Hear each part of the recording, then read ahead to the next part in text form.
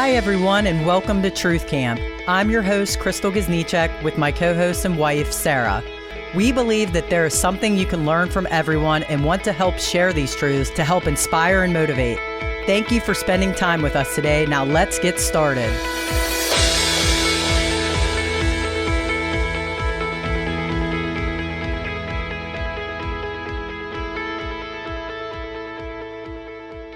Hi, everybody, and welcome to this week's episode of Truth Camp. I'm here with a special guest, my new wife and my sister wife. Yeah. This new and improved wife comes with the brunette hair model. As do I. Yes, and you actually just went a little darker, too. I'm here with my brunettes. Hey. Hey. But seriously, our special guest is someone we've been trying very hard to get them on the podcast. You elusive little creature, Miss Lindsay Blake. Our bestest friend. Hey. And Butter loves And our her. bunkmate. Yes, and our bunkmate. My God. Thanks for having me, and thanks for waiting so long for me. Yes, highly anticipated. Which is scary to me. Do you want to tell the people a little bit about yourself? Which people, though? Because I don't know how to describe myself to people that may or may not know me.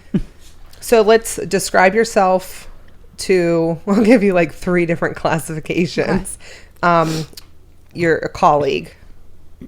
Yeah, so I'm a psychiatric mental health nurse practitioner as far as my career goes. Is that what you're referring to? And then describe yourself to the general population of people. I'm a 41-year-old white female. And mother of 2. And then any person out here who might want to slide into the DMs. The first part sounded like the start of a personal ad anyway. The DMs are currently closed because my Instagram is deactivated temporarily. However, I read them. So I filter through them. So won't, but also As do my friends. if it's really, really good, then like you might get her to reactivate. And if it's really, really, really cheesy, then I'm reading it. For sure. This is true. Which I love. But I want to talk firstly about we'll talk about how you and I met and how long ago that's been. Because 16 years? Roughly? I think it was pre-Jada. Jada was a teeny weeny little peanut. I knew of you. Pre-Jada. But my encounters outside of your house, I couldn't come in to meet you. Do you want to talk about why? Because we can talk about why. That's totally on you. How do I want to frame this? An acquaintance of mine, a close acquaintance of mine, did some dealings with people that lived in your home at the time. I like that. Yeah, a person who lived in my house at the time. And at the time, it was like the less I know, the better. And there people are going to need a roadmap for this one. There were some dealings done between a person who there. lived in my house and a person that was an acquaintance of hers. Where your imagination wants to go with that is welcome, because it was the 90s. Late 90s. How old were you about? I was a child. It was the early 2000s. Late 90s, early 2000s, You're and a we know what teenager. was popular then. Anyways, I had to sit in the car, but I knew of Sarah. And my mom was like, don't let her sit in the My car. heart is beating so fast. Yeah, she was always like, who's the cute little blonde in the car? Bring her in. And he would be like, no. But I would sit out there for like an hour, and I'm like, I want to go in.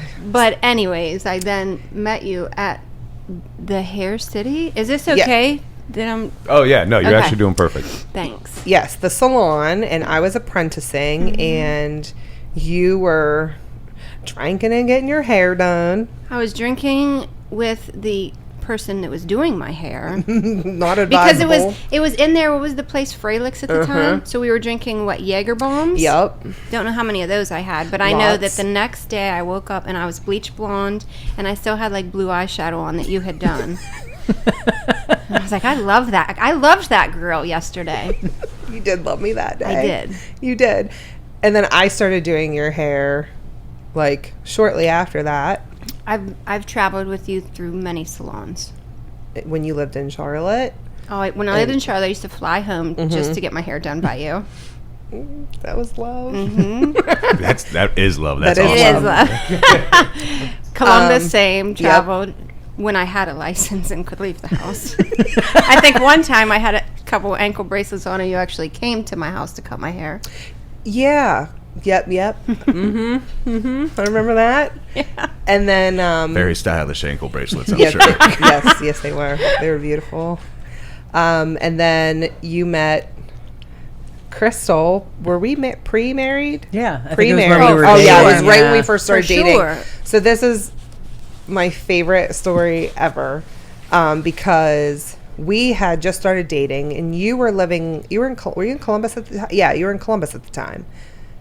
Were you in Was I? Columbus, Were or were you? you back here? No, I I don't was think she back was here. yet. I was dating someone in Columbus, so I was there. Okay, a lot. that's right. So you had just had a breast augmentation, and we were super excited to see them because we knew they were perfect.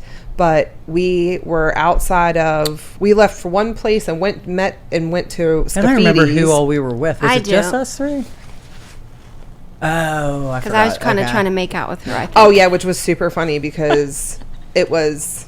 We'll tell you who it was, but it was us three and one other person who shall not be named, and she was like all up on her, and she was scared. When I tell you who this person is, you're gonna be like, She was very intimidated by her, and she is all yap.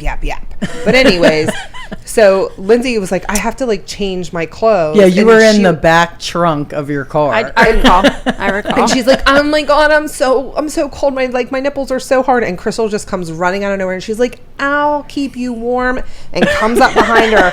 And I mean, it was It was like the Janet Jackson and Justin Timberlake. Like, I got you. but it was so sweet because it was in no way like It was not sexually sexual. opportunistic. It was just I purely got your back, girl. Yep. And that's how they met. Like that it was was a perfect meeting. that was it. You're a very courteous person, Crystal. Take one for the team. She always anytime. looks out. I'll touch your perfect titties for you. I'll keep them warm. A big hand. It's highly cohesive silicone, so it warms up quickly. Sure, a guy does that and it's assault. I mean, you're not wrong, but Don't be jealous. Don't be hating on the lesbians over here. Get away with a lot.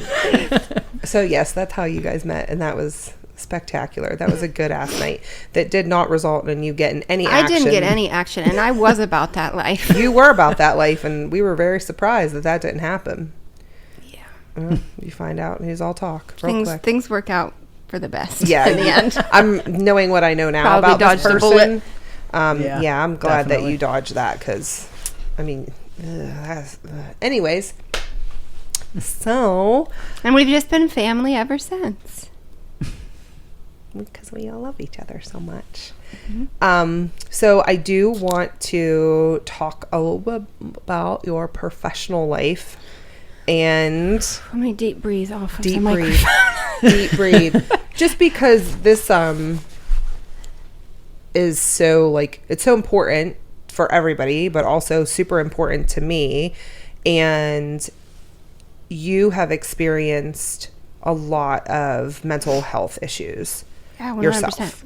And you even, how old were you when, trigger warning, when you first like had made an attempt on your life? At 16, I made a serious suicide attempt that kind of resulted in like me being in a coma for almost a month, and I had like some amnesia after. So I know the events prior to. I don't know what happened during. I just know that my mom was like, they said, everybody get here. She's not going to make it till morning. And then here I am. But I had to have like several surgeries with the spirit fingers. I had to have several surgeries. It was a super serious attempt, but I had like ongoing mental health issues for I think like 3 years prior to that. But you know, obviously there's still somewhat of a stigma. So you can imagine at 16 back then, it was like really not talked about. I was just like the girl with depression that like nobody wanted their sons to date me because I could have like gone crazy at any time. it was just literal depression. But I just, I didn't know how to handle it. So that's how I handled it at the time. There were other factors that led to that attempt, but it was a very serious attempt. And I find it like it's interesting when we talk about mental health now and people like share their stories now. And I had heard someone speak about this and how, you are suicidal or you make attempts and there's like a lot of attention given to you. But then after that happens, no one talks about the repercussions of that event happening or the lack of support that can come after that event. And I know like for you, like me learning about that when that happened with you, like I had never thought, oh, the consequence of this is like surgical procedures, medical intervention. Like that is something that you were one of the first people that I ever heard speak about that. Yeah. So I lost a lot of my intestines because I took an overdose of like prescription medication. At that age, like you try an antidepressant, it doesn't work. You try another one, it doesn't work. Maybe I didn't take it. They give me another one. And those medications all stayed in my mom's pill cabinet. So one night, super impulsive, I was upset about something. I took several hundred. It was 7 different prescriptions, and I took swallowed several hundred pills. So that in turn killed my intestines, and they had to cut them out to save me. In the meantime, I had to have an ileostomy. So I had an ileostomy for like 3 months at 16, and then 3 months later they reversed it. And during that time, like I couldn't go to school because of all the health issues, and ended up like withdrawing. Didn't even graduate high school. Got my GED. Hey, it's a fallout effect from all of that. A lot of stuff was happening at that time. But yeah. And your mom is so awesome. Your family is awesome. My family is awesome. My mom's literally a saint. Shout out to Nancy Blake. Nancy Blake, what up? And I remember her saying, like, one time she asked my psychiatrist, like, when do you take it seriously? And my psychiatrist was like, every single time. So. How has that event changed how you treat patients now, or how you practice medicine now? I think, super empathetically, because it's easy to like be on the outside and like, that problem doesn't sound that serious. But to somebody, like literally when I see patients, I ask if they have specific stressors. Some have none, and rightfully so, because it's literally your brain chemistry. It doesn't have to. I probably, to many people, had the perfect life at 16 and still was like clinically depressed. So I just think it's all relative to that person. So it's not for anyone else to decide, like, is this serious enough to warrant medication or a certain diagnosis? It's all relative. If it's important to you, then that's where it ends. It doesn't matter if it's important to somebody else or serious to someone else. So you have to meet people where they're at. Did your experiences, like, is that a draw of what made you want to get in to help people? Yeah. I always wanted to be like first I wanted to be a flight attendant. That didn't pan out for me. And then I was like, shit, I have a daughter. I'm like 22. I have to do something with my life. I'm going to be a nurse. And then the whole time in nursing school, yes, I was super drawn to like psychiatric nursing. So it took me a while to actually get into psychiatric nursing, but I knew that was the avenue that I wanted to be in. Did you have certain experiences that kind of scared you when you were like doing it? Like in the beginning, the psychiatric like in the nursing department? No, I don't think anything scared me. I can remember my first interview at Trinity though. Like I had moved away. I had started my nursing career in Charlotte. And then I moved home, and my first interview at Trinity, I remember walking on the unit, and like one patient was like throwing something, and then the other one was like kind of like going off, and then like somebody kept like offering me juice boxes, and I was like, this is fucking nuts. Like I did not sign up for this, but I did. And then I just never looked back. So initially I was like, I don't know what I'm getting into, because to me, like, mental health is like depression and crying. Yeah. There's a lot that goes into I mean, there's psychosis, there's mania, there's a lot that goes into it. So initially I just was probably too naive to be scared. And then once I was in it, I was like full-fledged in it. I get cold when I'm nervous, so sorry. I feel like you're always cold, though. I am So are always you cold. always nervous? Yeah, so she's always nervous. So you're like the Chihuahua. Would you like me to put this heater over here closer to you? Yeah, because what's this fan doing? Listen, when I have to be into like a boss's office, I will like tear up. And I'm not even scared. I think that's just my body. It's like, oh shit, confrontation, which I'm actually okay with confrontation.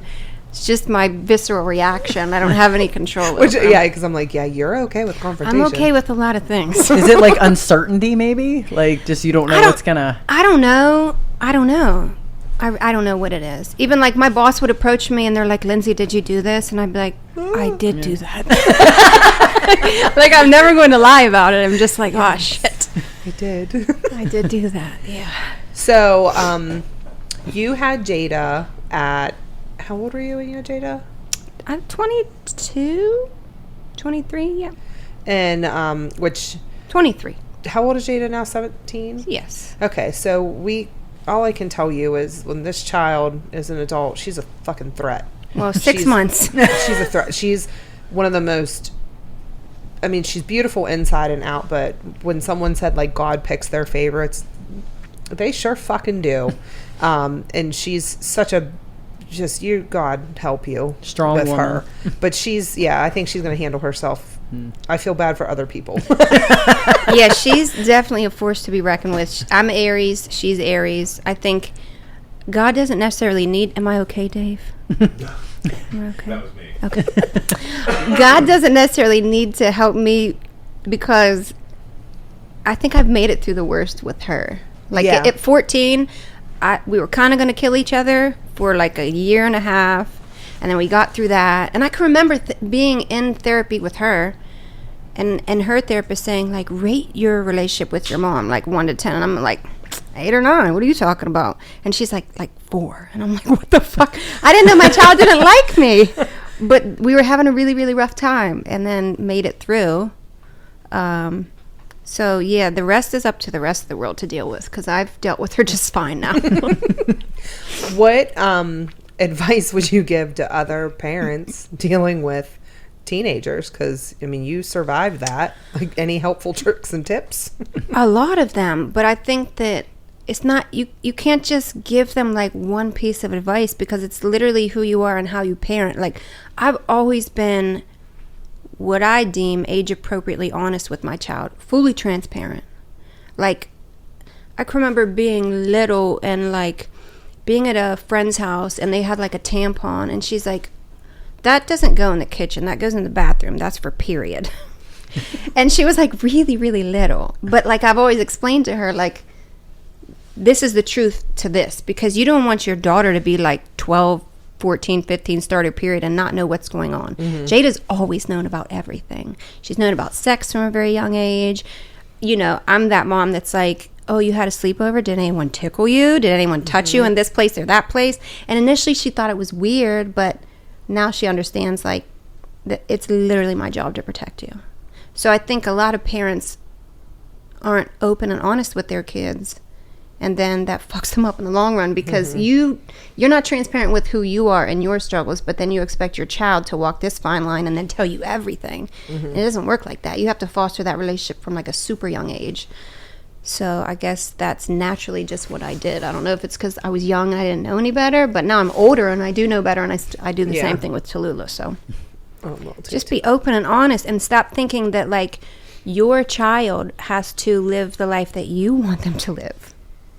What do you mean? They can't live vicariously through their child? What are you talking about? Because listen, most adults' lives are shit shows in and of themselves. So you expect to tell your child what they're supposed to be doing with their life? Like, manage yours and let them figure that out on their own. No way, man. They don't want to manage their life. They want to manage their child's life. I'm just saying. I can remember, like, when Jada would, like, okay, we were hanging out with Sierra a lot and stuff. And she would have like the basketball shorts on and shave the side of her head. And I'm like, do you like girls? Because it's okay. And she's like, Mom, why you always ask me these weird questions? I'm like, because if you want to be gay, it's okay. Did you be like, you're weird? Like she was on. She probably still thinks that I'm weird, but I think she has a better understanding now of why I parent the way I do. I can't wait till Jada's like 25, and then she's like, oh, right. Like there's some things that there's like probably going to be click. some aha moments for Yeah. her. Yeah. Well, wait, doesn't she get mad at you about the letting her shave the side of her head thing now? Yeah, she's always like, why'd you let me do that? Why did you let me do this? Why'd you let me quit softball? Why'd you... And I'm like, because you get to make some of your own decisions. Yeah. You have to regret those later. That's your Yep. life, not mine. And I'm always like, I want you to make your own mistakes. I want you to make your own choices. Not the stuff that's like, you're going to be in prison for, or like have severe PTSD over, but like little stuff. Make all those mistakes on your own. I'm not guiding you through any of that. I'll just be here to support you. I'll bail you out. Like, you get one free pass with me, but like, figure your own life out and think for yourself. I'm a free thinker. If you want to go beyond that and think please do. I don't want you to think the way I think. Think the way you think.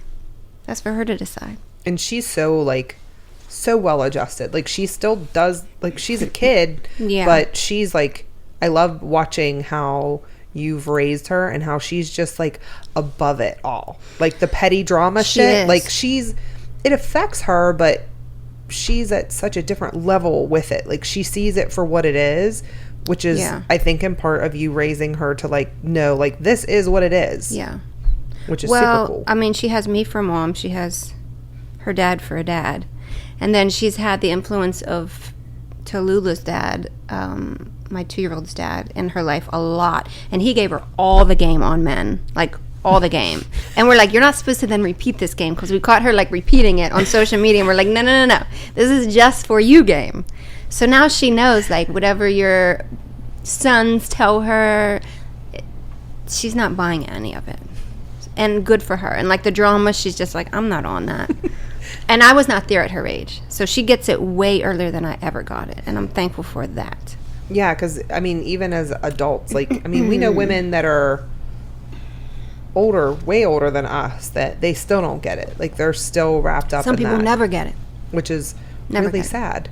But it Right. is so nice that she's so young and 100% hip to the game. Right. That's a blessing. Yeah. What were some of the differences in raising like Tallulah now that you like kind of learned from raising Jada? I just think that I parent quite similarly between the two, but I'm way more present in the moment with Tallulah. With Jada, I was 23. I was trying to figure it out. You know, I mean, I don't want to speak poorly of him. I love him to this day, but I was in an abusive relationship with her dad. So I was in survival mode and didn't realize it, and just trying to be like the best mom that I could be for her. And looking back, I don't know how I got through a lot of that, but I don't have to do that with Tallulah. I'm in a very like safe place. I'm very well adjusted in my life. I can just be her mom. So she gets like the best version of me, whereas Jada, she got the best version of me at that time. But some things, I mean, when I had to sit down with like her therapist and talk about how many schools she's been to, and I'm like, fuck, like we move a lot. And we went like Charlotte, Columbus, back to Steubenville, back to Columbus, to Pittsburgh, back to Steubenville. Like the poor kid has not had like more than 2 years at one school. That's exactly how my life was. Yeah, and there are like pros and cons to that. That's why I think she's like above a lot of the drama, because number one, she doesn't get too attached to people, which I'm like, I feel like I did her a disservice, but at the same time, you could go anywhere and be comfortable because you're not tied to one place or thing. That's what I was going to say. You know how to fit in. Right. Yeah. Right. And you know more about you. Like, I think you're more in tune to yourself because your identity is not tied to this school, this person, this boyfriend, this friend. So you're way more autonomous. Yeah, that's for sure the best result. Yeah. I think I went through a phase where I was like, okay, new school, who do I need to be here? Right. And then as I got older, I was like, I don't need to be fucking anybody. Right. Yeah. So with Tallulah, it's probably going to be different because I've now bought a house here. So I'm, as of last weekend, an Ohioan again. Yeah. So I feel like, okay, let me give this kid roots. so that maybe her experience is a little bit different. But as far as parenting, I'm the same OG. Yes. Tallulah's so smart too. She is. It was so cool watching her grow, like when she was a baby. I know. You guys were there from the start. Now, Tutu, you were pregnant with her during COVID, and you had COVID. I had the big bad COVID, like the first COVID. Did you see that back kick? The original COVID. Yeah, 7 months pregnant. And that was really super fucking scary. It was scary, and I was pissed. I had like photo shoots for my pregnancy and like my baby shower planned, and then like COVID hit and shit just shut down. And then I got COVID, and for like a month and for at least a month I was super sick. Mm-hmm. You couldn't even walk to the mailbox. I think you told us it was at one bad. point. It was bad. I had like these weird outer body experiences where I would like. I wasn't fully conscious. I know that I was somewhere else, and Tallulah's dad would be like, and I could hear everything, but I couldn't move. And later, in talking to my doctor, like several other people had experienced that same symptom, but it was bad. But I mean, I got through it and had Tallulah, and Has she had it since? we've had it 3 times. Man. So she did have it. I think she had it twice. I mean, once in utero, obviously. Excuse me. But she doesn't get it bad. I still nurse her at 2.5, so like she's got all these antibodies. So whatever I get, she gets the less severe version of, so she can kick anything pretty quickly. And she's such a sweet little. She's a Sour Patch Kid. She is, but she's like such a good little Sour Patch Kid. She is very sweet. She is very sweet. She's funny. She's a little Gemini. She has an extensive vocabulary for a 2.5-year-old. She also knows sign language. Yes. Which is, wait, listen, I like, here's me trying to like tell expectant mothers, I'm like, teach your kid sign language. But Tallulah did not have those like emotional outbursts like some kids do. I mean, she still was a child and went through normal, but she was able to communicate with her. It sounds like you might have a prodigy. I mean, there's not a lot of 2.5-year-olds walking around signing. Well, she's not like ASLing it up. She's not, but she's like, Milky's more. I want to drink water and go see Santa. That's so I started at like 6. But this isn't like, you're laughing, this is an actual thing that would come out of this child's I started hands. at 6 months, and at 9 months she could regurgitate, and it was always like Milky's. And I want more of that, and please and thank you. I did awesome. I mean, it was fun because I'm like, holy shit, this is working. I was just like at home with her because post-COVID, I kind of had the luxury of not going back to work. I kind of like screwed the system, got a little unemployment, and then Tallulah's dad allowed me to like stay home until she was 9 months. So I just got to be with her. So I'm like, I'm going to try all these cool new things that I've read about. So we did like infant elimination communication. So from like 6 months old, she would be on the potty.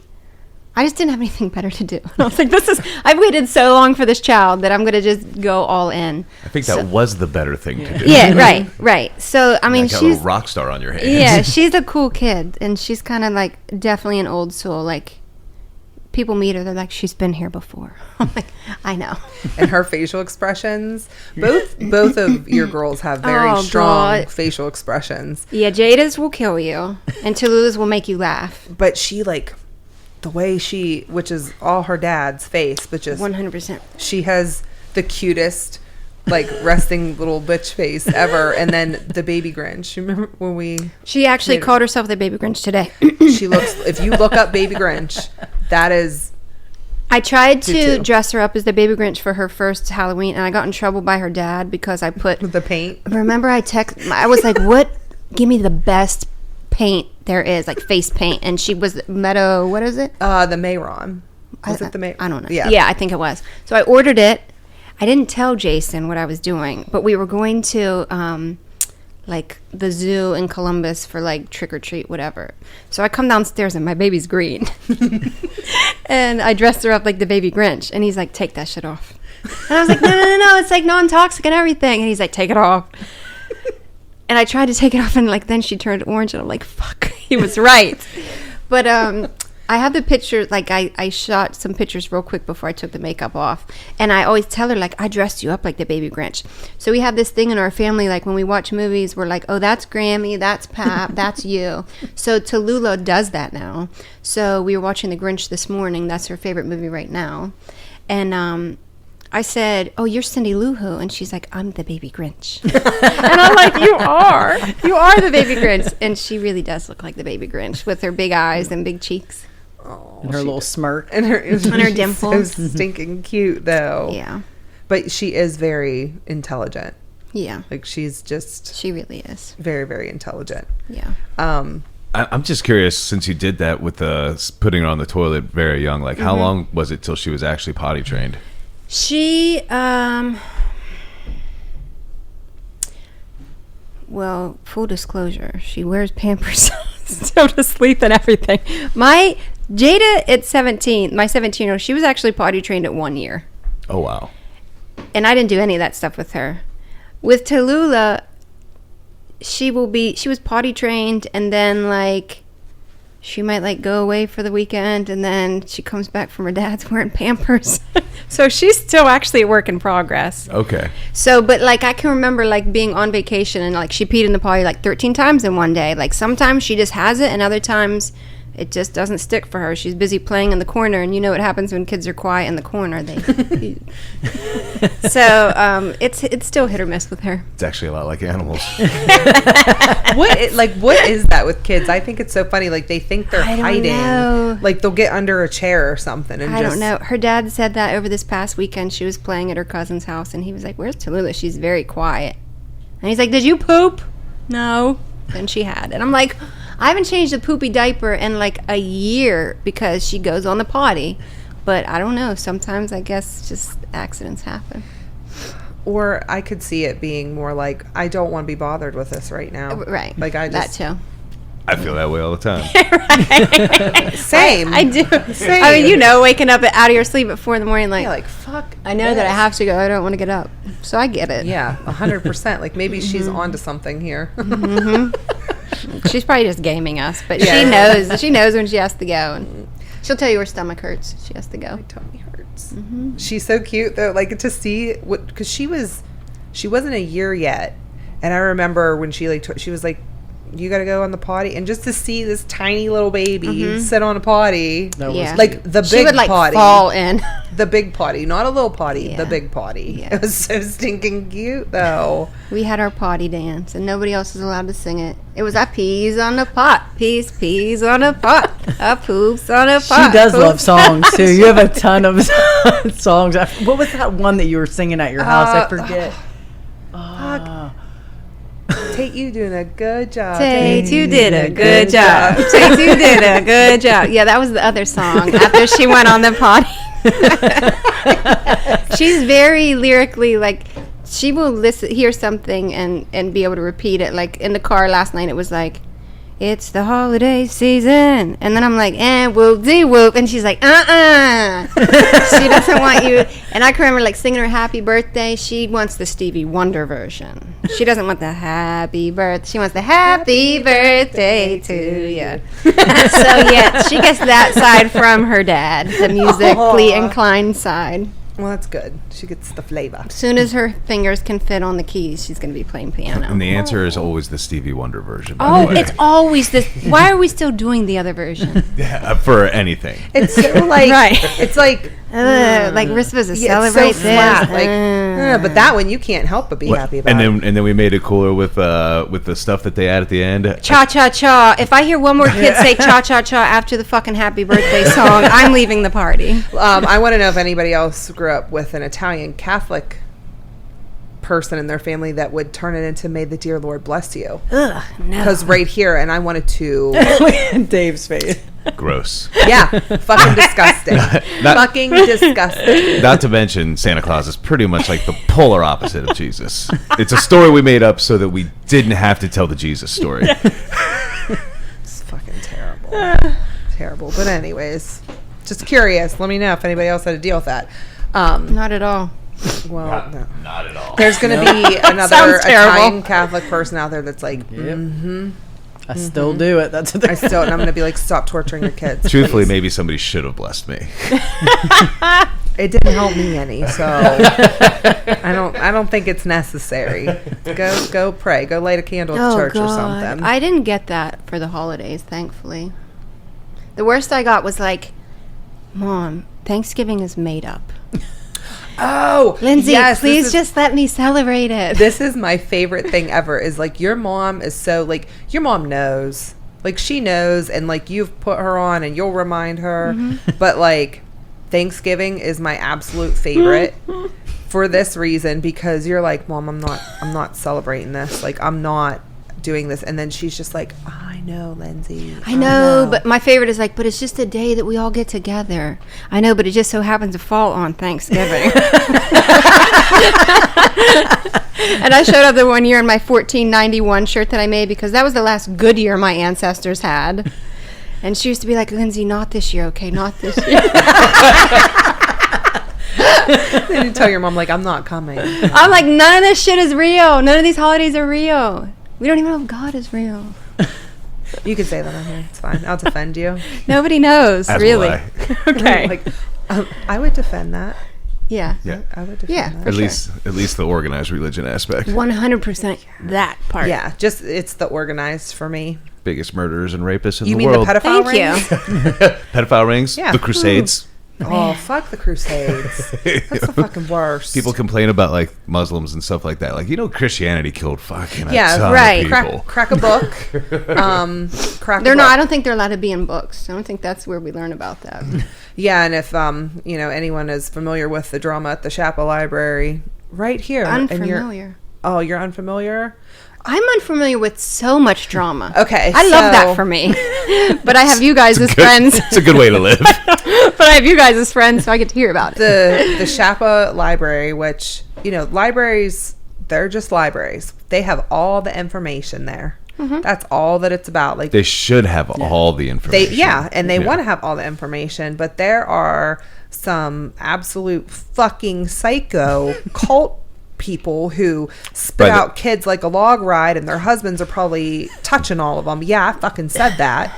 But they go So down nauseous. there and throw a fit about the displays that they do.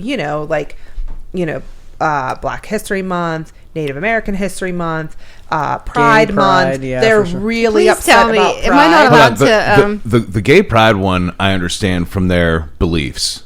But why But Black why that? history and So here, they just have issue with everything because I don't like the gay pride one they're either. really pissy about the gay thing, but they have something to say about the displays and like what their kids can get a hold of. So knowing graphic things, knowing the truth. They don't want their kids to know. It's like critical race theory. We can't know that white people were bad and that this group of people was marginalized. We don't want our kids to get a hold of that. But here's what they happens. want to be able to perpetuate the same Yeah, they want to control the narrative. So the biggest thing has been the LGBTQ. They did a pride display. Here's my thing that I'm going to say that. Fuck you. Keep your fucking kids at home. Keep them on a leash in the library. Make your own fucking library. If you don't want them or to, get over it. Yeah, if you don't want Get them to know over about it. the world, then just keep them locked up in your house. It's fine. Yeah, like it's The fucking world fine. doesn't bow to you. But they will go to the board meetings and like just get downright hostile. To which I said, I just don't understand how someone hasn't whooped their asses yet. When are these board meetings? Is this because this is like a privately owned, like a family owned library? No, this is the public library of Steubenville, and they It's just just get named mad. after Shappas. Okay. They just get mad that when they take their kids there and let them run wild, that God they forbid. have access. There's access to to seeing real life everything. information out there. But that it's funny because doesn't align with your fucked up beliefs. like Let's kudos get rid to of the the sex board. education books. Because the board was like, we're not dealing with this. Like, this is our decision. We represent everybody here at the library. Like, you can find books about everyone and everything. Yeah, there's like Baller. Nazi We're books done. in there, and But nobody complains There's about copies that. of Mein Kampf. Yeah. Yeah. No one has a problem with that. So- Well, was yeah, the end that's white result? people shit. Yeah, that's fine. That's from their people, so they're cool with that. But the things that they Fuck's should sake. be upset about, yeah. So that goes on, and that's why I don't have Facebook anymore, because I actually enjoy having no social media. I knew it was time to get off Facebook when my grandmother added me on Facebook. I was like 10, 15. I was like, it's time to you go. gotta go. You've I mean, infiltrated Facebook. It's time to go. It's really entertaining, and I love more than nothing than like getting that like screenshot or that call from someone. And they're like, "Bitch, did you see?" And I'm like, "Hold on." See, that's let me what I get on." can't do. I But just no, can't it's do so it. bad for like my mental health, because then I I can get so imagine. set off, and I'm like, It's just a platform for ignorance. yeah. That's a good way to put Which, it. if you can watch it from far away, it's funny. Typically, the more intelligent folks don't have a lot to say. It's always like, for instance, how many liberal bumper stickers do you see? I'm going to say none. How many fucking Trump flags and are like waving off of vehicles right now that still say like 2020? Like, let it go. We get it. we Your got one penis at- is small. I get it. We got one in our neighborhood. You're never going to make six figures. I get it. It says What? Trump won and Trump 2024. It's And just I'm so like- embarrassing. It's so Yeah. fucking embarrassing. Which, regardless of what your political beliefs are, like, that's whatever, and that's fine. But wrong is wrong is wrong is wrong. Well, And that was my big thing. Like in office, I hated the guy from the start, but in office, he actually did do some good things. But that was all negated by the bullshit. But he also created more division than any other leader in history. Right. and loves it. And thrives off of it. 100%. He also showed the world that it's okay to treat people like shit during debates. Yeah. Which is crazy. You shouldn't be the leader of the free world. That was Should not be embar- that- teaching people to treat people like that. And it definitely portrayed it. Right over here when they had one of the Trump rallies, I was driving through. It was in the Respec parking lot, or whatever the hell it is now. But you know where McDonald's, Ferguson. Subway, Yeah, yeah. Ferguson's, Ferguson, yeah. So I was literally coming down the road on the side that I would turn right to go into the parking lot, and this Trump truck cut me off, and I had to slam on my brakes. And I didn't even say anything because I'm like, I'm not getting these yahoos worked up. So Definitely not worth it. Yeah, so I didn't say anything. But then some fat lady in a like Trump grabbed my pussy shirt gave me the double birds and was like, "Fuck you!" And I'm like, "Fuck me! What did I do?" You're like, time out. I look like someone you guys would love to have. Yeah. What are we doing? Not to mention, I slammed on my brakes because he cut me off because he couldn't wait 2 seconds to get into your fucking rally. Like, Maybe she wanted to draw attention to herself, so you would They maybe just grab her choose pussy. violence. I wasn't grabbing Every nothing. Oh, it's outrageous. Right. Then So this then leads I thought about us. getting out. This leads us right back into. We need mental health help. I can't help everyone. Especially when the people don't realize they need it. Yeah. That's the problem. Yeah. Or sometimes like you know, you have to have your picture taken when you're a patient of mine, and I can see who you are coming in, which whatever. I treat everyone equally the same, but it's tiny bit difficult when like you're wearing like the MAGA shirt in your picture, and I'm like, you might be beyond help for me, but I'm still going to try. So, at what point, like in your professional career, like have you noticed, like, and what type of overlap, I guess, is there between IQ and mental illness, like with these people that get into this like really delusional state? Like, we use politics as an example here because we see it. I mean, they're typically low functioning that are aligning with those beliefs, and then you know the conspiracy theorists, and they Well, it's kinda continue to like- perpetuate. It's like that book that I read, Educated, from Tara Westover. If she kind of said like education wise, like that's the hurdle, is like if people with lower incomes and stuff could because get better not, education. You're not free thinkers. You're Yeah. allowing somebody to think for you, so you're just going to regurgitate everything that your master says. If you aren't a free thinker, and I mean it's sad to see, but It's out there, and I treat it. Like, all right, Mr. Smith, here's your 16 prescriptions, and we'll see you next time. Maybe that's the one thing we should thank Trump for, is for like really showing people that. Yeah. Like I no think matter what, because you're uneducated, you're gonna be a yahoo for somebody who's treating people like shit. If we have to look for a silver lining from the situation, I think it was that. Because remember, like, his whole platform was like, I'm draining the swamp, you know. You did, buddy. You did. Yeah. And you definitely showed a lot. And I mean, I think it was just, hey, we think these things, we know these things to be true, but we need some more like evidence. And it was just like, oh, we'll put it right out in black and white so everybody can see what the fuck has been going on for, you know, decades, if not centuries. Like, it's here. It's what's going on all the time. But I think the mental health aspect of things it's even harder to watch, because you see how, you know, there's the stigma with mental health. It's hard to get help with mental health. Yeah. And it is like an epidemic. It affects, I mean, And you can't help almost people everybody that don't want help or see a problem either. That don't see a problem. Yeah. Yeah. Typically, so I did a lot of inpatient work for many, many, many years. So this is my first, like, as a psychiatric nurse practitioner, this is my first, like, outpatient gig. Those people typically want help because they're coming to their appointments. On the inpatient unit, it was like, I might want to be here, but I don't want to be here, like, 3 to 5 to 7 to 10 days, or I'm just completely involuntary, and I don't want the help at all. And then to even want the help's not enough to follow through to maintain that. That's another hurdle in and of itself. So on the outpatient setting, it is more so people actually want the help, but they're in their own way. I'm not a therapist. Can I provide therapy? Yes. Am I going to? No.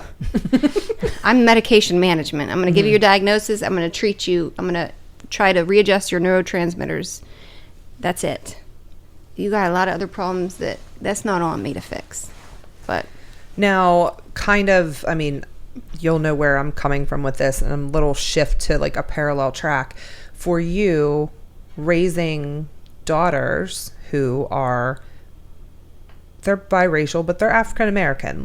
You know, the world is going to view them as African American. If you're anything but white, you're not white. Yeah, because no one's going to be, oh, they're biracial. No. How has that affected you as, you know, you're a white woman who is their mother? Mm-hmm. And what hurdles has that brought up for you in their life? You know, because I feel like the tract of mental illness is very parallel to racism, if not overlapping. Well, you have to explain to them that maybe the way you view yourself is not the way that the rest of the world views you. And that's kind of disheartening because, like, to me, my daughters are everything, but to other people, they might be like African American women. Like, that's a double whammy against you. So you have to present yourself in a certain way. You might have to try harder. And you're going to have to deal with a lot of shit from white men, especially, just to prove to them when I already know you're worthy and you already know you're worthy. But it's just the nature of the beast. You know, you have to explain things that children don't see through their own eyes. Mm-hmm. And give them like hard truths about things that, you know.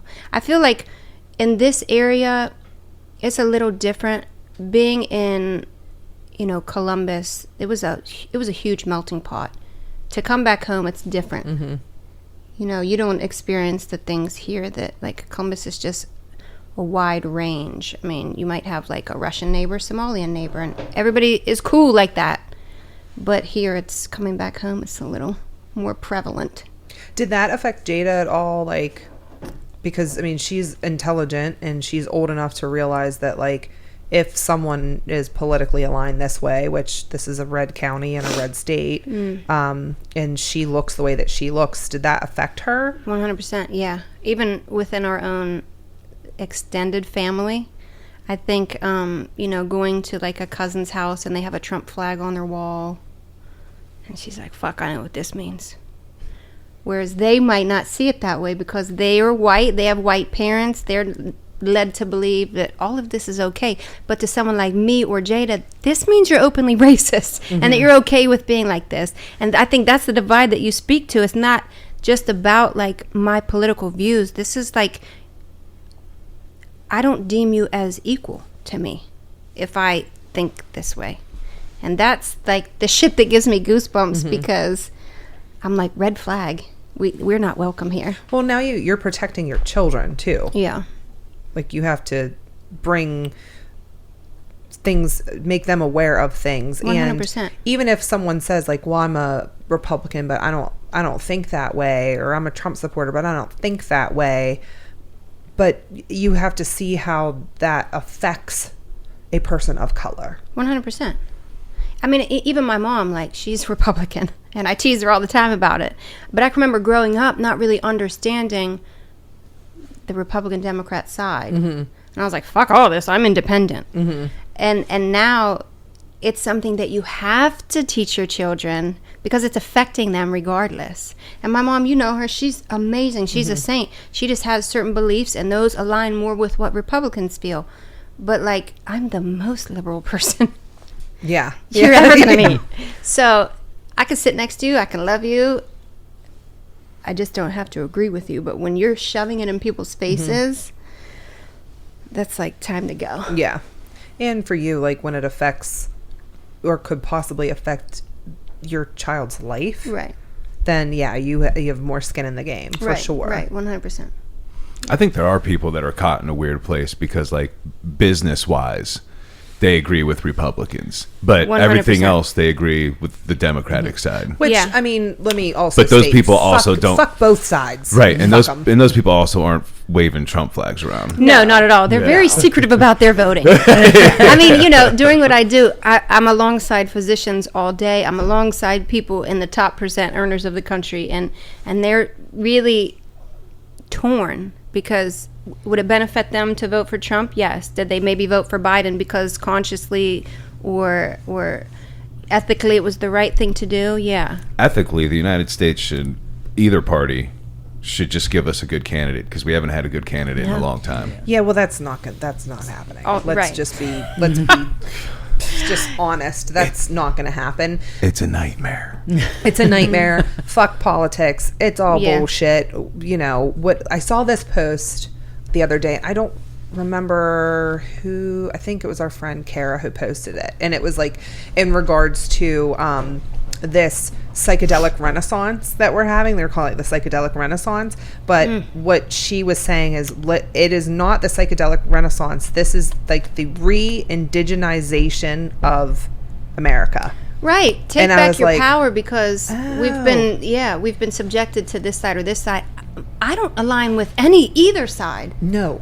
So, like, I'll be out in the forest hugging a tree somewhere, chewing mushrooms, because I'm okay with that. And I loved that, like the re-indigenization of what was the Care Bears thing? so that was a little spin-off of like the end of our last podcast episode With Brittany?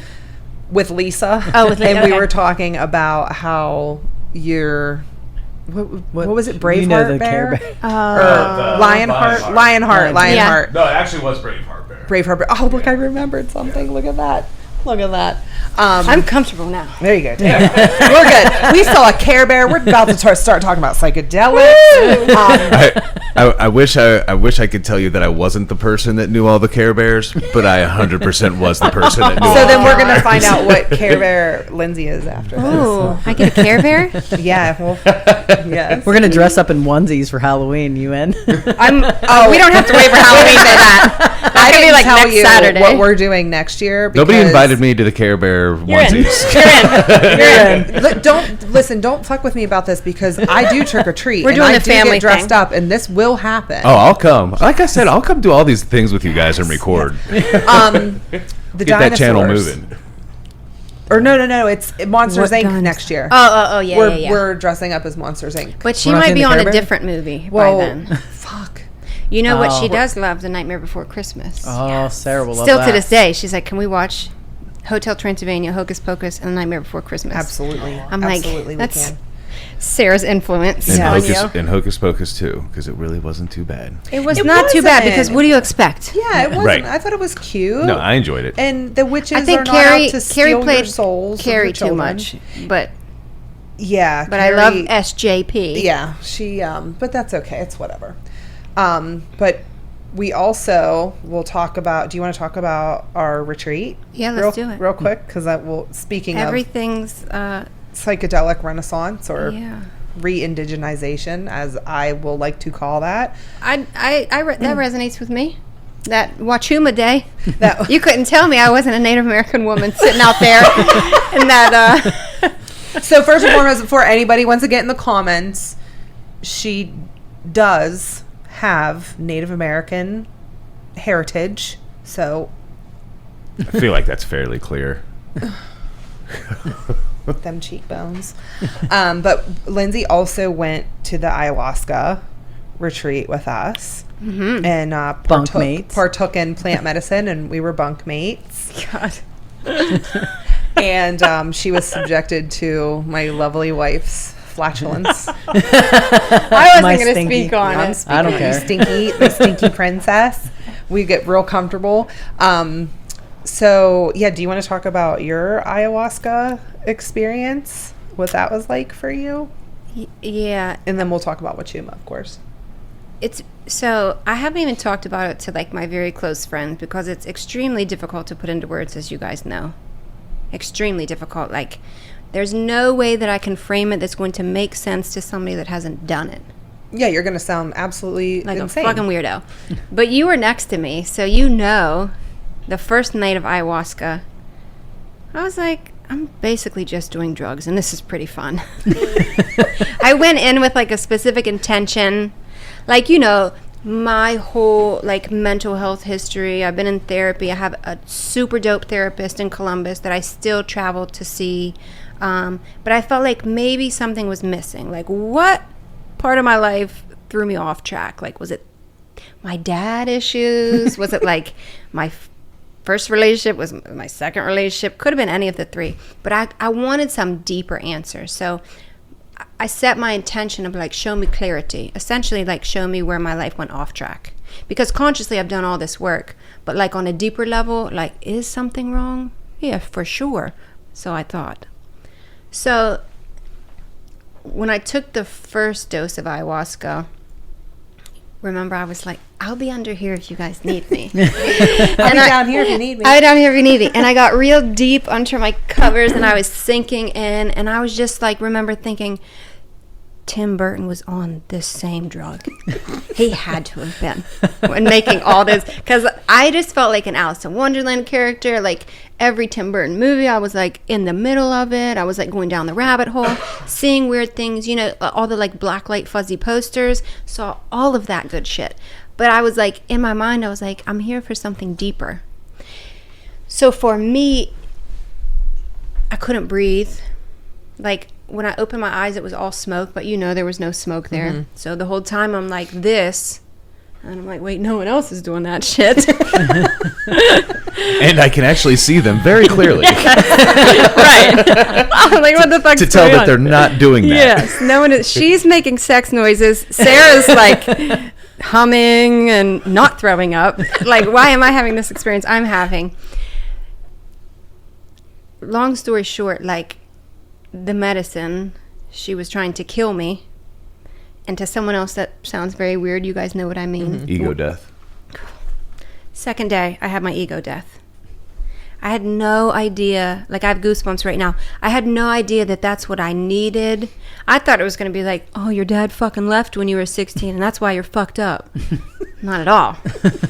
It was more so like, I have an issue with control based on the things that I've been through. I have had to garner control, like specific control, to maintain balance in my life. So I have a difficulty letting go of that control. Even my therapist has said it. So I didn't want to die. I wanted to maintain control. So like the first night, I was pissed because I'm like, it showed me nothing. I had some fun. I was high, whatever. I threw up a lot. And then the second night, I was like, here we go again. Like, show me the direction and, like, trust yourself. So in that, I started to die again, and I kept fighting it, and I would sink down, and I would try to pull myself back up so that I could breathe. And every time I would sink down, I'm like, Lindsay, just fucking die. Yeah, because it can't show you if you don't let go. Right. So this might be like TMI, but this is the platform for it. So I have like IBS, and like I have a fear of like going to the bathroom in front of people. But the ayahuasca speaks to your fears. So I had to like poop. I had to go to the bathroom. I was okay with purging, but like the other purge, I was not okay with. So I kept like getting up, and the shaman would have to help me because I was like falling and like crawling, and I'm like, I'm sick. I'm going to be sick. And she's like, I know, here's your bucket. And I'm like, no, I need to go back to the bathroom. So finally, when I did that and I had that purge,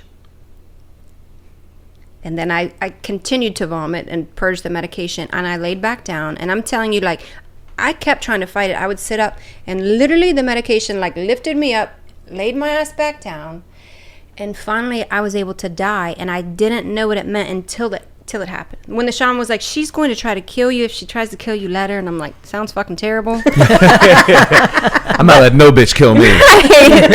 Right. I am not a punk. But she whooped my ass. So when it happened, I'm like, holy shit. As you guys know, it's like metaphoric downloads, and you have to make sense of what she's trying to tell you. But at the end of the day, I thought I had some like deep-rooted trauma that like set the trajectory of my life on like a terrible path. I had to get back to that point to fix everything. Not at all. Basically what she showed me is like, you are a bad bitch. You got the power within you. You are enough. You just have to stop dealing with things that don't serve you spiritually. And that's the way I put it into words, because as you know, she doesn't show it to you like that. Stop getting in your own way. Everything was up here, and I was like, whew, I'm done with all that shit. I'm down here. I'm grounded. I'm down here. And that's when I'm like, holy shit, she killed my ego, and that's what the fuck the shaman was talking about. And as you know, we had the shell share, and it came to you, and you were like, I had an ego death. I'm like, go ahead, girl, because I had the same thing. And I had no idea that like that's really what I needed. And that's what then led me to be like, fuck social media.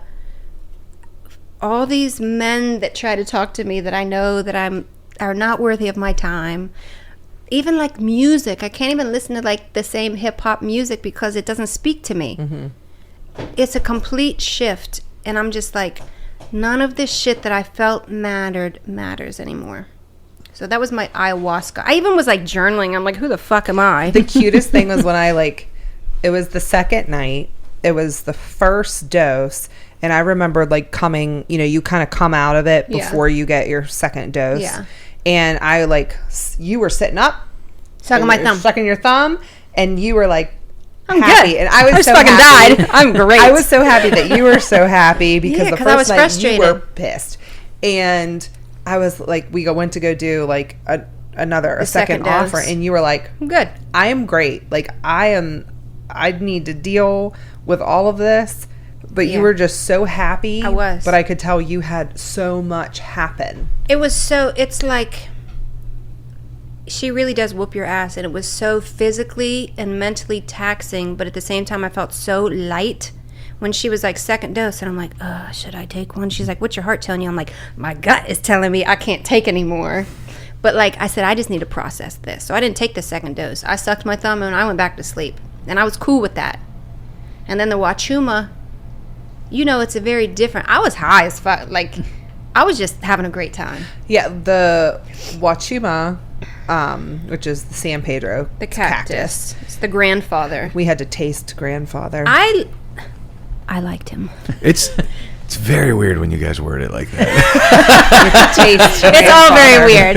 Yeah. I'm about that life. Like I want to go desperately. Like I've talked about ego death for probably 5 years at least, and I've just never had the opportunity to go to something like that. Well, don't get too excited because you might not have it either. I'm just I saying. later learned that there's 3 types of ego deaths. There's the actual work that you do, which I don't know how anybody puts in that type, because I thought I was putting in work.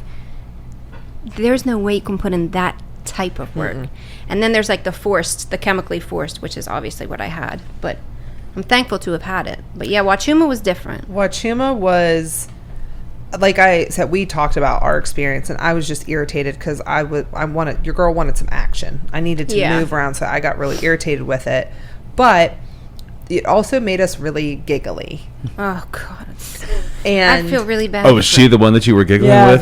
we talked about this in the episode that's going to air before yours. We actually kind of talked about. We this talked a little about with bit. Lisa. I was that asshole. It was because me, somebody you, was like, and really. Lisa. It was. I think it was Leah was talking, and it had nothing to do with Leah. But I think it was Leah talking, It was Leah, and it was pretty deep. Well, I'll talk about it because I am an asshole, and I'm okay. Yeah, with you that. are. And I'm not that girl. It was so funny, and I love them both very much, and I know they won't take offense to it. But we're in the shell sharing circle, and it goes to Morgan all first, the way over and here. then to Leah, and they're sobbing. Not the type of shit you can hold back, and I didn't want to hold it back because it felt And good. then we're over here like cracking, And then fucking Lisa's like cracking laughing. up. Meanwhile, somebody's telling like the story of their life. Yeah. And you're just, but that's what I mean. The shaman had to come and she's like, try to breathe and try to focus on what they're saying. And I'm like, When okay. you started, I thought you were like crying, because I was like away from you, No. so I thought it was a cry at first, and No. then when you guys were laughing, I couldn't stop laughing. Yeah, it was. I felt bad. But to me, my thought process would be like the medicine is going to give you what you need. exactly. Yes. So it's not And- my fault. Right. The medicine gave And they you that. started laughing, and everybody kind of it definitely like Yeah. lifted the mood, because I think even one of them said like what they had going on, like it was like Morgan was like, I don't even know why I'm crying. Like she was crying, laughing, like sobbing. Everybody had a laughing. different reaction. It was odd because some shit was super deep and other shit was like, I'm high as fuck. Yeah.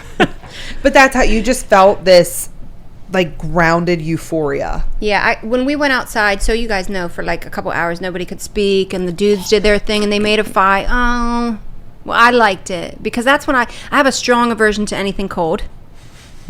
Hate it all. Clearly. Right. But I was very present and very still and felt very connected to my ancestors, and like I was sitting in that, what's the thing called, the circle thing? Was it the pergola outside? Were you out in that Yes. thing? Okay. I was going to call it a gazebo. Gazebo, that's what it is. There you go. Okay. But like to the left of me, there was a wind chime blowing, and then to the right of me, it was like Cinderella on drugs, because like a bird sat down next to me, and it was literally every element. The fire was going, the water, as you know, the lake was down there. It was snowing. It was gorgeous, and I was able to just sit there and be so present and so still. And I think that's what I needed, and that's what I've continued to carry with me. So I just got that stillness. That it was like, it's okay to be still. It's okay to be present, and everything you need is right here. And I felt very connected, and it was kind of like corny, but it was very beautiful. It was like... It was so pretty, like the snow, like, I mean, and there was like enough of a snow that it was like there was a covering. It was so cool when that deer came up. 100%. That was like the coolest thing. Remember just those like, moments. No, I was having a fit. Oh, you didn't get You to weren't see there? that? No, I was yeah. downstairs. A deer and pulled having up. a fit. The deer pulled up and stood there, and then like unbeknownst to the dude Corey, he like just was walking around minding his business, but like there were like 10 of us like watching out the window at this beautiful moment when the deer came up, and we're like, come closer, taking pictures, and like Corey like scares him off and didn't even fucking know. And we're like, fucking Corey. Ayahuasca was supposed to make you pet the deer. Right. Come to me. Listen, I'll pet I would a have deer rode right that deer. now. I will pet a deer I'll right pet a now. deer right Please now. let me feed you. Yeah. No, it was really nice. Like we took a walk, and that was. I knew you guys super- did. I was trying to find your footprints. Oh, we and were. then I was like, I'm just gonna sit right fucking We here. were moving. That was nice to like get to go take a walk, but It didn't even feel cold out. Like it just No, felt it nice felt to be good. outside. It's it always No, it better wasn't with cold. the snow. Yeah. So now I'm like, it's snowing, cool. I'm okay with that. Yeah, it's 'cause you cold. really hated fine. cold. I hate everything cold, but now I'm just like, I tolerate everything a little better now. I was gonna say, so your experiences after, like, have you noticed a change? And 100%. But it's weird just because I think I learned to like set and maintain boundaries. And the only time that I get frustrated or irritable is when I break boundaries. So like, for instance, you guys know I haven't been on the show because you typically shoot in the evening, and I take very seriously like my bedtime routine with Tallulah. So if I would to stray from that, I would be so anxious and irritable and be thinking about Tallulah. And I had to learn at this age, like, don't do what you don't want to do, because that's when you're uneasy. So I'd stick to what I know works for me and my balance. So fast forward to now, I just know that, like, I don't care about what people are doing on Instagram. I don't care what lyrics are on that. None of that resonates with me spiritually. So now it's like, if it's not speaking to me spiritually, I don't care. I don't want to be a part of it. So, you know, I have a very small friend circle. So I didn't have to adjust that friend circle, because everybody that's in it has earned their spot in it. You know what I mean? But, like, to any, like, male that was texting me, I'm like, you don't deserve to deal with me at this point in my life. And so it was weird, because I thought, like, in dealing with my patients, I'd be like, oh, shut the fuck up. Like, your problems aren't that serious. But it's not like that at all. It's just like, I'm at a different space. I can meet you at where you're at still, and that's okay professionally. I'm 100% no problem doing that. But, like, on a personal level, I just don't entertain a lot of interaction. So I haven't had a problem, because I have that insight. I think initially I had a problem with, like, I don't want to talk to anybody. I don't want to listen to I don't want to do the same things. So I had to just be like, it's okay to do something different. Even, like, you know, I didn't eat meat for 6 years. And I came home like, I want some fucking chicken. And that's what my body's telling me. So that's what I'm doing. Well, we were, like, prior to doing ayahuasca, we were advised that, like, you may already start to, like, feel the effects of ayahuasca. Like, you might just be aware that you might be getting guided, or, you know, something's going to pop up. And I did experience that. That was rough, because I was really irritable. And when I'm I have to speak up for myself always. I will physically feel sick if something's in me that I'm not speaking on. So I've learned at a younger age to always speak on it. That doesn't fare well for everyone, just for me. I think that's healthy, though. It is, but, you know, and I do it in a respectful manner, but, like, still it's, I shake feathers if something doesn't sit well with me. So prior to going, there were some issues at work that I had to address, and I'm like, I'm really fucking irritable, and I feel tested, and I feel like I have to speak on it. And even Lisa was like, don't react. Like, you're going to have a response, but sit in that and don't react. And then it got easier to not react after we came home. But yeah, prior to, I wanted all the meat. We had a very similar experience, like, pre and post, but it was really funny because I did not eat any meat whatsoever for about a year. Longer. Was it? Like, how long haven't you ate meat for? Like, meat. Like, I'm talking before like, we went pescatarian. Like, how long? Like, about a year. And then we were like, okay, we're going to go pescatarian, because I was a total junk food vegan. And then it's easy to do.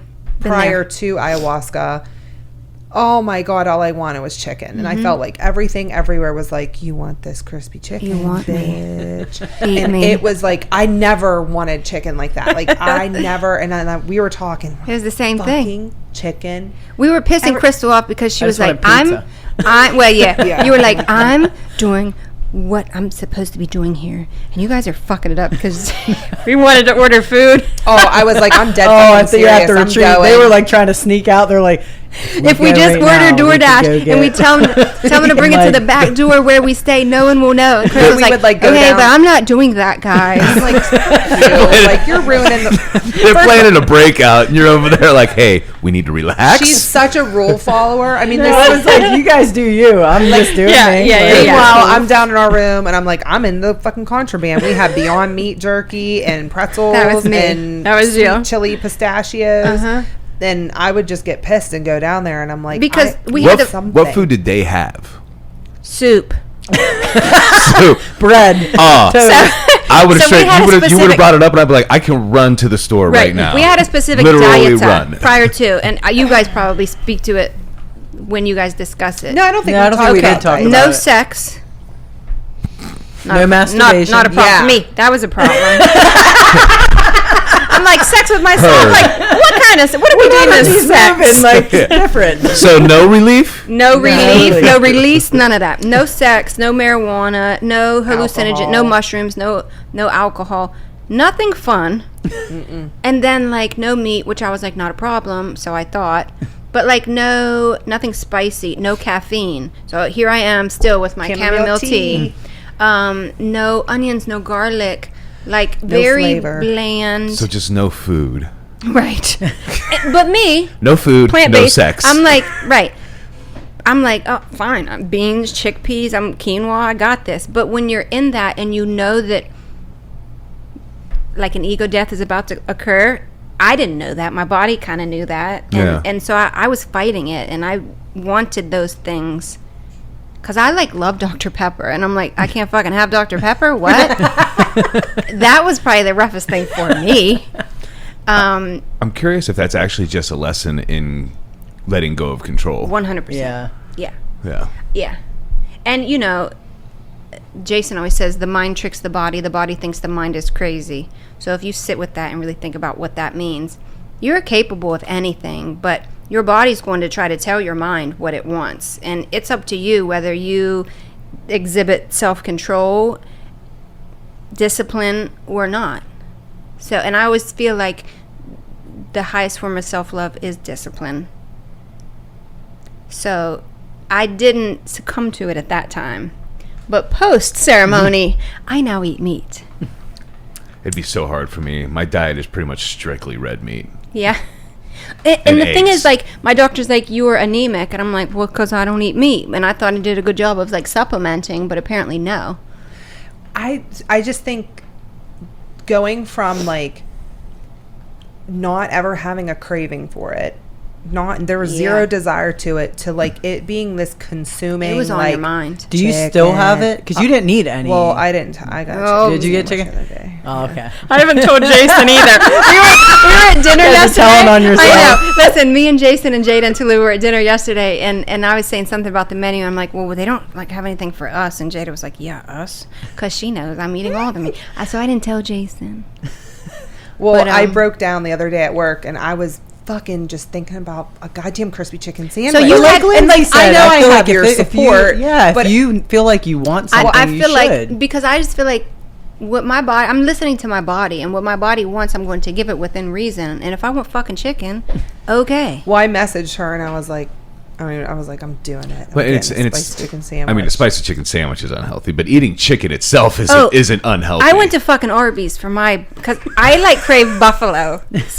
Anything buffalo. Yeah. I went to Arby's for my chicken. So I was like the dirtiest of Y'all just went. Y'all, you didn't just go for, like, the meat. You're like, I want the worst version I can 100. get. Listen, what I really wanted. Did you drop that on the ground before you put it on the bun? Yes. What I really wanted. take it back. The dirty bird. I wanted chicken and waffles. I wanted fuck chicken yeah. and waffles really fucking bad, but that was not fucking happening. But in my fucking ayahuasca ceremony, I saw a fucking crispy chicken sandwich. Yeah, you okay? did. I really did. So Whereas I was having sex when I was under. the differences here. But I just wanted that, and it was good, and it was really fucking good. Am I going to continue? I have absolutely no idea. Like, I don't have that, like, oh my god anymore, but I'm definitely not going to go buy chicken breasts and make it. No, I can that's 100%. I am fucking not gross. touching meat. I'm not preparing meat. I'm not doing any of that shit. I mean, I needed to, like, scratch an itch, and I did it, and I don't feel bad about it. You but just might treat yourself from time to time. I treat I myself think it's a lot. just about, like, really listening to your. So many meanings there. I treat Yeah. myself a lot. You can go wherever you want to go with that, but I treat myself. Yeah, I think it's just about, like, really Little treat listening monster. to me and not putting certain restrictions on me. And not being so, like, hard up about it. Yeah. Because I think we're both alike that, like, if we're going to commit to something, we're committing to it. Right. And, like, I don't wanna rigid. fail. Yeah, I don't want to fail. I don't want to experience the shame of So saying then, I I was feel going to do like, this you thing know, and I all my didn't. vegan friends are like, you're a shitty person. No, we're fucking human. Don't eat the homies. Don't eat the homies. Well, I ate a piece of a homie. That chicken was probably no one's friend. No, and then that makes me feel bad about it because I'm like, The black sheep of the right. Shout out to Veggies and that too. Yep. Not to mention though, like tell the homies to stop eating each other. Then. Right. yeah, because Right. I will. We just gave our little homies one of their Your pet homies. our pet homies ate one of their homies the other day. Yeah. The chickens love chicken. So even they know how They tasty know it they're can so be. They like That's just how the animal You know you're good. Just how the animal world works, and we ain't above it. This is true. But that was it made me feel so much better going through the experience because me and you had such similar experiences that it was like comforting. Yeah, for sure. Because you, Because darling, you don't come out you're so above rigid. anything. You just come out aware, extremely aware. I feel like me and Lindsay though had similar. We had similar ayahuasca. Aya experiences. Yeah. Yes. And then she tried to convince you to have sex with me, even though you wouldn't. 'Cause you Wait, can't have what? sex That's not after. what happened at all. No, that's not what happened at all. The people need to know. Okay, so after you do ayahuasca, you're not supposed to have sex for 2 weeks. 8 days, Well, I think. Yeah, I think it was like 8 days. I'm Okay. going way longer than that. I'm still no sex over here. Well, I was like the No night. masturbation. And she's like, I won't say that. She says sex. Take that as what.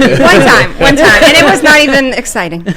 But it Didn't was even like enjoy it. The night I was like, it was the last night we did with Chuma. I was like, Yeah. I'm gonna go try to get her to touch my pussy. Yeah, I was like, wait, have you guys been fucking? Like no, and she won't, and it was so terrible because Sarah doesn't like to be individual. told what no, to I don't do. like to be told what to do. So you're like, at I all. can't eat. I want to eat. I Yeah. can't fuck. I want to fuck. That's Sarah. Yeah, just because you told me that I couldn't, Yeah. not because like it makes sense to the process here. I actually literally like when I say like I think it's just a practice in letting go of control. I think it's literally just that's what it's trying to do, so that hopefully Right. that'll help you let go while you're doing ayahuasca. And you want to be like a blank slate, so the medicine can really speak to you. Right. So I get it. I get it. But then we also had conflicting reports from someone who went that's to true. Peru, and they told the couples down there that you can. What they didn't want you to do is have an exchange of energy. exchange of energy with like a just a rando, but like as a couple, like if you like we could Something have been fucking is something what I'm truly saying. intimate. Well, but I do understand what the shaman was saying, because I work so hard on my energy that like your energy might be beautiful to you, but it might be shitty to me and not serve me. So if we're exchanging that energy, I'm now taking on your burdens. And even in a committed relationship, do you want to really do that? And also, like for us, what I realized is I was not happy to be separated from her Yeah. during ceremony. Yeah. But after I realized I would have picked up on her so much because it happens. She couldn't have had her own no. experience because you would have in some way. So like during the experience, you can't talk or you can't touch anyone else, because really that that energy field is quite open and it's like yours to keep. But if you break that and touch someone else, even my blanket, I was like, fuck, it's getting close to Sarah's. And I was trying to like keep my shit real tight. Because even when like I got up to go to the bathroom and fell, Corey was like reaching out and I'm like, no. I was like, I don't know what you got going on, let me just fall. So I get that part, but I get you're horny and you don't like to be told what to do. I feel like that part would actually be hard for me because I always want to like care. Yeah. So when I see people getting That was- sick, I'm like, yeah. all right, let me help Yeah. you out. I got you. That Yeah. was really Yeah. They did really talk about that hard. in the beginning, not to do that. I'd Yeah. be sitting You here might like be holding thinking your you're hair up. helping. Because there were sisters, there were like 3 couples, sisters. And a lot of us were friends, but that was Yeah. very, very, very, very hard, especially until you got like deeper into it and you're not like aware. But when you are watching people, especially like the emotional outbursts, like that was really hard for me because you just have to sit there. Yeah. And Yeah. like this person is, I mean, when people cry, it's not like a little cry, like they're fucking sobbing. Yeah, it was completely hysterically. like visceral reactions. Whether that be like, I'm vomiting, she's having sex noises, she's crying. So much is happening at once, and you're not supposed to focus on anything but yourself. But it's like, oh, I'm having this great moment, and then you hear, So it is like I definitely understand. I would run the it back, reasons though. Would you run it why. back? Would you do it again? Oh, 110%. The only thing that I ask is like, if I do fucking Wachuma again, please let a bitch walk around and don't tell me to fucking be quiet, because that was torture. That's what I'm saying. If the next one could be set up with like a couple of like cabins and an outside environment. Yeah, I That just would be need sick. to be able to Yeah. like. I want to In like a safe outside. Yeah, place. Right, set right. up a safe. Let's perimeter. monitor people. You know, maybe an electric fence. Because I don't know. we had to look Like, we crazy. wear those dog collars, and if you get too far, We did have neighbors though, like my God. beautiful Oh yeah, homes. I've been there. So 15 of us walking around not speaking. We had to look fucking Dude, nuts. we had to like, look I'm surprised absolutely- law didn't come for us. because it's a like we were in white people land. these bitches They're are out- out you know here what I in the mean? 10-degree weather walking around. Like, Right. oh, that's white people shit. Like- They're out here walking around. Here they are. Yeah, like but we had to look super suspect to some people. 100%. Absolutely. Like they're out there. I they're look not like that all the speaking to time, each running down Main Street. Look at this white dude with no shirt on. It's fucking 28 degrees outside. But I would 100% do it again. I Yeah. would just like to do it with a smaller and even more intimate group. Like, I knew a vast majority of the people that were there. Yeah. But I would like to do it with an even... See, I would like to do it with Smaller. strangers. Yeah, I would If I rather had do to it with poop. strangers too. Oh, I need to go poop. And Go poop. I don't have to Go poop poop. now. Go poop. But I I'm think it'd saying be easier to let go with it would be easier to let go. strangers. Yeah. Yeah. See, for me, it's the opposite. Really? Yeah, with strangers, I don't know you. I don't trust you. Well, I guess it's That's more about you. trusting Stranger danger. yourself in that moment. And I feel like No, I trust I'd be myself. able to that's why separate better. That's why I put my back Like I against the wouldn't wall. be. as- Yeah. I should see you're it that for you. guy. Yeah. I got you. Well, I want to experience it with my favorite people. I missed that. Because when you come out of it, you definitely only want to speak to the people that you're comfortable with. That's why I haven't really talked about it to other people. But in that moment, I was able to talk about it with you guys. But like even the people that I wasn't super close with, I didn't want to divulge like what I had just gone through because I'm still trying to process it. And like you're kind of a stranger. It's you expend so much energy going through that like I didn't have any more energy to like give to you an explanation of what I just went through. I just couldn't do that yet.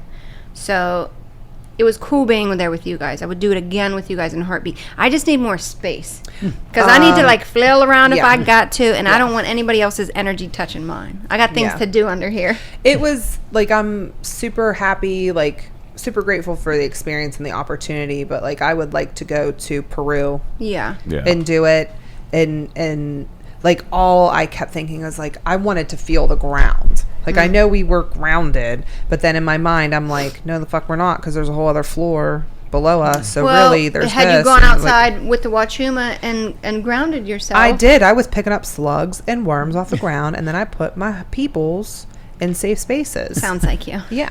Okay. So I got grounded, but I just thought, man, to be able to be on ayahuasca and like lay Yeah, on when- the physical dirt. Like I went to The like dirt, 80 yeah. degrees naked in the rainforest experience. Yes. Yeah. And then Is there a rainforest in Costa Rica? Yes. Yeah. Yes. When I You're right. when I was looking up different places to go, I think Peru was one of my favorites because it had like the most rural options. Rural. Man, I really can't say that word. Why am I He's like, rural? Why can't I say that word right It's now? a tough one. But like just the Rolls most, off. it had the most like basic options. Like Yes. like you're not staying in a resort. You're not, you know what I mean? And that's kind of what I want.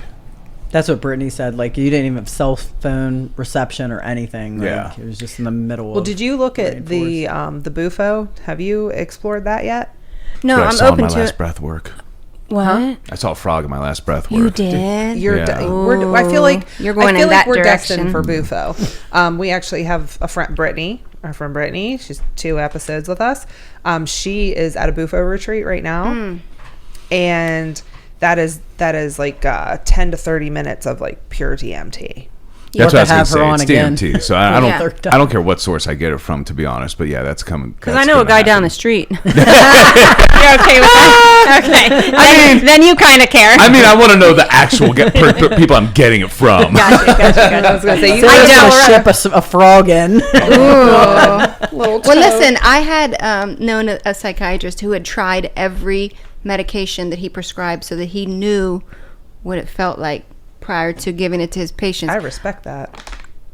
Yeah, I don't want some of that shit in my body, though. But as far as the plant medicine goes, yeah, I want to try them all. Yeah. Give them all to me. I feel like, I mean, you know, like I like plants and shit Yeah. anyways, but like I just feel like the more I learn about it and like how ancient it is, like those people were super onto something. And like if I'm fucking, there's nothing that's going to scare me because I'm fucking drinking tap water from Steubenville, Ohio. Like I'm cool. You're a brave soul. Right? I mean, I'm really not drinking tap water, but I mean, like I have, but I'm not now. And but, the side effects have to be so much more minimal. Than, yeah, like it's without a coming, doubt. it's coming Yeah. out of your body. Your body's like processing that, but I'm Well, super down, and I want to do all the plant medicine. Yeah, for sure. And DMT Same. is in like 90% of plants. It's just a matter of extracting it. But I am. So let's do it. I mean, that can. All right, I'll go get be it. like, On so tomorrow's episode. we're planning our trip to do Bufo. No, I mean that'll. I literally just asked somebody to like sit with me while I did it. Yeah, Just- just babysit, just like make sure I don't yesterday. die and stuff. Trip- Just something that is that intense where they're talking about it taking you to like another plane. I don't just want to be doing that by myself in my living room. No. I mean, I've never heard of anybody really have, except for maybe one person, Doug Stanhope, a comedian, having any bad reaction to it. And he ended up fine. It was just scary for the people in the room at the time, but he ended up fine. But when it's that intense, it's just not something. You don't play with it. Yeah. Yeah. Yeah. But having like all of it, like when we did the ayahuasca together, it really, and I don't really like people. So for me to say this, You don't say. I did like having the experience with people. Yeah, and that's everybody was why- cool. Like I want to have it. Like I just missed my favorite people, and I wish that I could have that experience with my favorite people because it would have just been. I think it just would have been a million times better to So have that. who else would you want there? Brittany? One fucking And then million who else? percent. Who are we missing? Kara would be sweet. Our Okay, friend I get to Kara- meet her tonight. You get to meet. Yeah, we're A parasite the cleanse. parasite cleanse because this came up when we were talking, And I was fucking disgusted. The night of San Pedro, we were talking about like I was, now mind you, I had 3 doses of Wachuma when most people had 2, so I was still high as fuck. And they're over there talking about like parasites. So I'm like half in, half out of it. But like for real, like we like other countries, they deworm themselves. Listen. We don't Every 6 do months, that yeah. shit here. So there was a girl there who actually did like the Paragard parasite cleanse. So we're doing I this. saw the pictures. So we're doing this because we're worried about worms. Because we Have have them them. inside you. Yeah. They're living in your body. And And if you Google them, they're not cute. so she was sharing. No, They're not. scary. They don't- look like onions with black eyeballs. Yeah, like it's onion not- sliver with black eyeballs. It's not the cute little worms that are in your front yard. It's not or like something. Mm-mm. No. It's fucking I'm so disgusted. So we're doing. You're gonna go down the rabbit hole. You're gonna look into this, and I know you're looking at me like you really fucking lost it. But there, we really have. I don't think you lost it. I'm just We have I'm just worms. concerned about the worms. We have worms. Well, I was ignorant to all this. So I'm I was ignorant as fuck so to this. fucking disgusted when I heard this. And then like also still on Wachuma, having a great time. talking about worms. And she's like, I have a picture. I'm like, let me see the picture. And then I'm even more disgusted. And I'm like, get him out of me. But just laughing. Yeah. So we actually are going to, which hopefully everyone will meet Kara soon on the show. She's putting together a like what do we want, like a Parasite cleanse class. plant medicine, way of doing it. So we are going to get rid of those little nasty motherfuckers in there. Because what she was saying was like, okay, it takes like a couple weeks for the big dogs to die off. But like as survival mode, then they like have like eggs and larvae. Yeah, they're like, I'm going to leave this baby in you as I'm leaving you. So then you got to get those things out of you. It's like coyotes. How so? Please elaborate. Hunting coyote, like if you have a coyote issue, like hunting them is actually like the worst thing you can do. 110%. When they howl, it's a roll call. So They're when in my parents' backyard. so when howling all the time. somebody doesn't answer the roll call, they spread out and reproduce twice as fast Yes. with So larger litters. So when these That's idiot very dope of them. motherfuckers around here, like we're gonna shoot and kill all the coyotes, Like you you're thought. making the population worse. Yeah. Wow, Spay, that's really neuter, badass. Sterilization is the best preventative measure. Yeah, for- capture and replace. Yes. Because I'm not not somebody who's like, don't kill animals. That's not really my bag. But when you're trying to control a population of coyotes, you're doing it wrong. Like, you're making it way, way worse. Yeah, that because them bitches is smart. Yeah, really good for smart. them though. I know. Go walk. I mean, they coyotes. ate like our. I like that their answer to death though is to get their freak on. Yeah. Oh, you know what time it is? They just called Bob. Gotta go fuck about it. Yes. But yeah, so we're doing the parasite cleanse with Kara tonight. But Kara, like, you'll get to meet a lot of our friends there, but like a lot of the group, all the weirdos, like they're who I would want Okay. to be with us, and when you meet them, you'll understand. Who all? I'm not sure. Is Michelle We going? name a name. I don't know who's all going. She didn't Michelle? tell me. Alicia, Michelle Mitchell. You haven't met Okay, Michelle no. yet, but I know you'll love her. But I mean, trust me, my circle would be very small. But there are, like, you know, Lisa, of course, again. Oh, she's so fucking fun to get high with. And I mean that in the most spiritual way possible. She's fun to She is play in the so- spiritual planes I with. yeah, I just because- love her. Period. Yeah, she's great. Yeah. So yeah, that would be like my group. I would Gang, small gang. group, gang. But is there anything else we want to discuss, or I mean, we've been It's talking time to for a wrap minute. it up. Yeah, you're. We gotta go. You're like at an hour 35. We Oh, gotta go sorry. get ready to Don't be Do sorry. our parasites. kill the worms in Kill the worms. our intestines. Thank you, and Lindsay, stomach. for being an thanks, guys, awesome for guest. having me. Finally, We love you. I want to thank you guys for not touching on certain things Yeah. that I was open to talking about but didn't have to. We got you. We wouldn't do that to you. Butter. Little wink. I was very curious about that. You know, Maybe next time. off air we can talk about. But thank you guys so much. Love you guys. Don't know when this episode will be out. First but- episode of 2023. Oh, look at us starting the new year on a really good note. Yeah. So happy New Year, everybody. Happy New Year. Thank We'll you guys. see you again in 2 weeks. Bye bye.